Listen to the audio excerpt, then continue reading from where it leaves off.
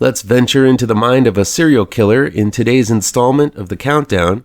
First, through the dank and twisted lens of the Belgium shocker Megalomaniac. This is ML Miller Fright's Best in Horror Countdown 2022 through 2023.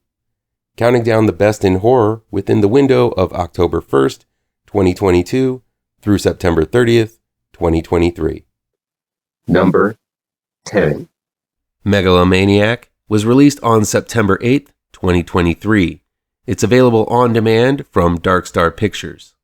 It's directed and written by Karim Ouelhaj. Years ago, a man known as the Butcher of Mons terrified the streets of Belgium and then suddenly stopped his rampage and was never heard of again. Now in the present day, the offspring of the Butcher, Felix, played by Benjamin Ramon, and his sister Martha, played by Eline Schumacher, live by themselves in their father's expansive home. Felix has taken up his father's trade and goes out nightly to viciously murder women. Martha copes with her own mental illness and attempts to maintain a job as a cleaning lady in a factory.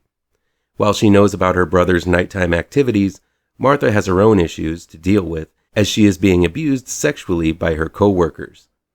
Megalomaniac depicts Martha's mental decline and eventual acceptance of the horrors of her family's lineage. Megalomaniac is an unforgettably raw and fearless deep dive into the mind of a true maniac. Karim Ouelhaj's Megalomaniac feels like a modern-day William Lustig's Maniac by way of Lars von Trier, filled with copious amounts of blood, gore, and violence, yet set to a meditative tone.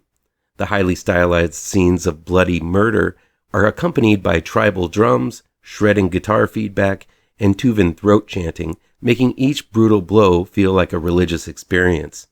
It would be beautiful if it wasn't so damn brutal. There's a dreamlike horror that illuminates Martha's visions and hallucinations as we literally get a glimpse at what it is like to live completely out of control of one's own mind. There are scenes of pure nightmare as shadowy monsters creep out of dark corners of the extravagant home they live in to torment Martha's every waking moment. If that's not nightmarish enough, the abuse Martha endures is absolutely heartbreaking. Ouelhaj refuses to turn the camera away from these assaults she suffers at work, making the viewer experience these horrors she lives daily. This is not a film for the weak of heart.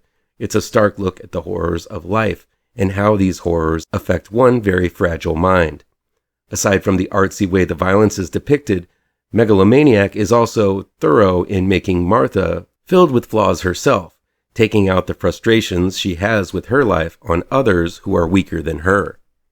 Ouelhaj plays with the viewer's emotions by first making you sympathize with Martha, then unveiling how horrible acts spread like a virus, transforming the victim into an abuser who in turn makes a new victim. Eline Schumacher delivers a complex performance as Martha. You want her to succeed and emerge from this cycle of violence and abuse, but once she gets the chance to, it's evident that she is simply too damaged to return from the abyss. Benjamin Ramon is terrifying as Felix.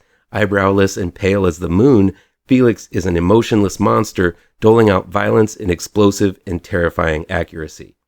The final moments of Megalomaniac feel operatic, full of exquisite slow-mo, immersive music, and a downpour of bloody violence. It truly is a sight to see. Again, this is not for the casual horror fan. This is hardcore horror with downright gorgeous imagery that feels birthed out of the darkest nightmares. I wholeheartedly recommend this amazing film, and I can't wait to see what Ouelhaj's visionary eye for bringing light to the darkness of the human soul is going to unleash next. Here's another deep dive into the mind of a killer. This one a bit more art-housey, but no less nightmarish. A Wounded Fawn was released on December 1st, 2022. It's streaming on Shudder. It's directed by Travis Stevens and written by Nathan Faudree and Travis Stevens. Sarah Lind plays Meredith, a museum curator who is finally recovering from an abusive relationship and taking a chance by going on a date with a man named Bruce, played by Scare Me's Josh Rubin. After going on a few dates, Bruce convinces Meredith to come to his cabin in the woods for a romantic vacation, but she doesn't know the dark horrors that are in store for her there.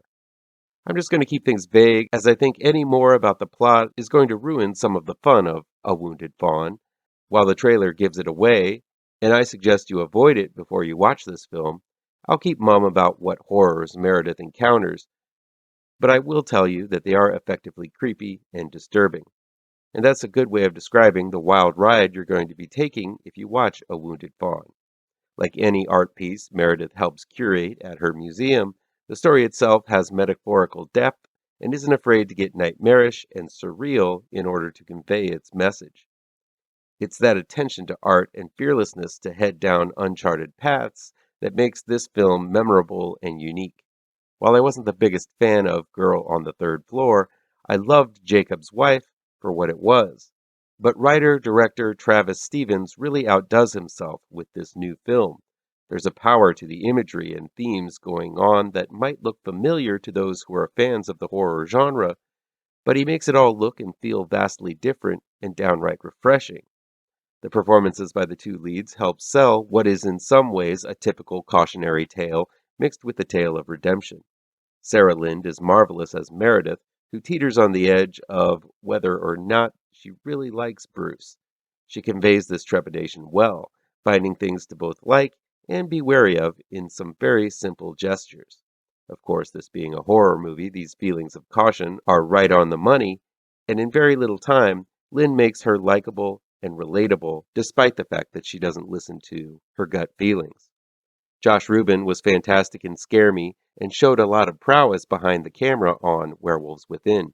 Here he continues to show strong comedic chops as well as a downright scary, darker side.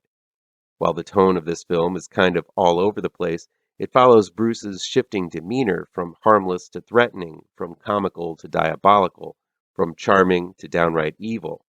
Rubin is the focus of much of this film, and while it goes to some pretty strange places, it's a testament to his talent that he's able to deliver a down-to-earth performance to keep everything grounded. Still, if you're looking for straightforward narrative, this isn't it. Because of a, shall we say, brain injury, the world as we know it kind of slips away by the time we get to Act 2 of A Wounded Fawn, leaving the narrative to feel unpredictable and downright dangerous. Things get symbolic. Things get abstract. Reality kind of slinks away, and we just dive right into a very dark psyche. While it makes for an unconventional story, it never feels like shit is just happening for shit to happen. There does seem to be a method to this film's madness, one that is communicated well through Rubin's performance and a very sharp script by Stevens and his co-writer Nathan Faudree. All the way through, this film has a sinful smirk on its face. Cut into two very large chunky chapters, A Wounded Fawn has a story that has been told before, but never through this kind of warped lens. Right up until the uncomfortably poignant and tactilely uncomfortable ending, A Wounded Fawn flips conventions and shows a side of the horror genre that may be somewhat artsy, but I couldn't keep my eyes off of it. I highly recommend this one for horror's freeze thinkers out there. You know who you are. As always, feel free to agree, disagree, or how about you play along at home and give me your own picks for your favorite horror movies.